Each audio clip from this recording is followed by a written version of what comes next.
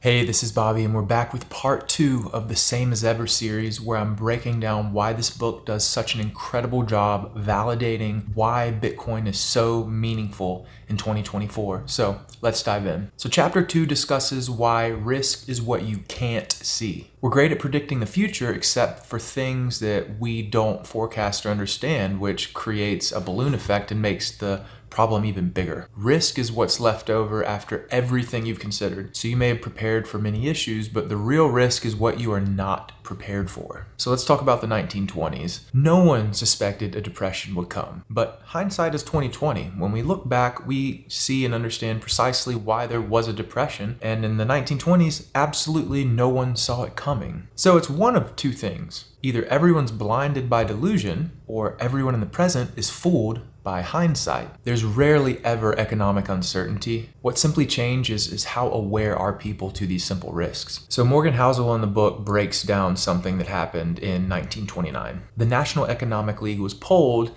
to see what they viewed as the biggest risks at the time. Number 1, administration of justice. Number 2, prohibition. Number 3, disrespect of law. Number 4, crime. Number 5, law enforcement. Number 6, world peace. And in 18th place was unemployment. 2 years later into the Great Depression, unemployment moved from 18th to 4th place. This is because absolutely no one saw the unemployment problem coming. History only knows 3 things: what someone photographed, what someone wrote down or recorded, 3, the words spoken that historians and journalists wanted to document. All 3 of these suffer from very specific things: misinterpretation, incompleteness, embellishment, and selective memory. Nassim Taleb says, invest in preparedness, not prediction. Risk is very dangerous when you try to have forecasts about what will happen. You can't forecast risk. You have to have expectations instead. He says in the book that the right amount of savings is just a little too much. And when it comes to spending, if it makes you uncomfortable, that's a very clear sign you need to stop spending. So before we dive into the Bitcoin part of this talk, let's talk about one thing: Harry Houdini, one of the most fascinating and successful people at escaping high-risk situations. One day after being on stage, he allowed a group of students to come behind after a show. And at the end of every show, Harry Houdini would allow the biggest and strongest man to punch him in the gut. What most people did not know is Harry Houdini was a semi-professional boxer, so he knew how to tighten his abs, to flex and prepare his body so that he could take a blow from nearly anyone. While when behind stage, the student came up to Harry when he wasn't prepared, punched him in the gut, and it ended up bursting his appendix, and within the week, he died from injury. This just goes to show you a good example of what risk is. When you're prepared and you have a game plan, you can handle risk. But what real risk is, the risk that is not prepared for, are the things that are uncertain. And this is why risk is such an important thing. So how does this relate to Bitcoin? Well, historically, our worldview is built on things that have happened in the past. And the things that have happened in the past tend to help us formulate predictions or expectations about the future. Well, as it relates to risk and money, which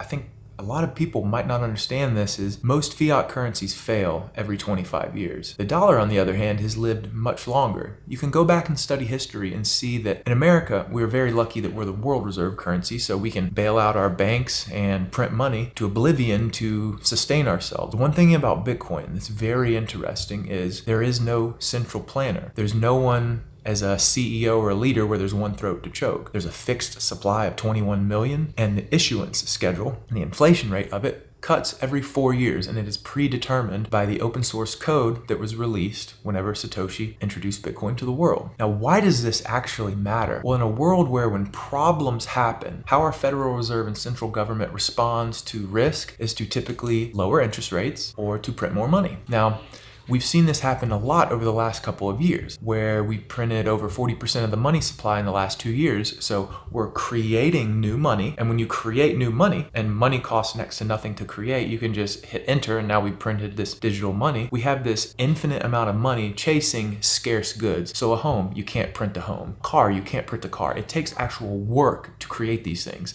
So when you have nearly unlimited money that you can make on a whim, chasing very scarce goods, it sends the price of those goods up. This is why we're experiencing inflation. Now with Bitcoin, it is money that cannot be manipulated and cannot be created on a whim. This is precisely why Bitcoin is valuable. This is a key thing most do not understand. And it's coming to light with the Bitcoin ETF that's on the horizon that Bitcoin is clearly a store of value. What the world has not connected and understood yet is that it is a medium of exchange as well and will be used for such. There's layer 2 and layer 3 solutions being built that enable Bitcoin to be better used for day-to-day, instant, fast settlement payments without these 10-minute delay in times. Now, why do some people say, oh, Bitcoin has failed, that doesn't matter? Well, the thing about the internet that most people actually don't understand either is the internet is built in layers. And you can go unpack that in another video and quickly understand that. I'm not here to explain that today. But what I'm here to explain is there are layers being built on top of Bitcoin. It is an open source protocol. It's more than what people are considering Bitcoin to be. So the next time someone says Bitcoin's a Ponzi scheme, Bitcoin's a scam, consider this. Fiat money is a scam.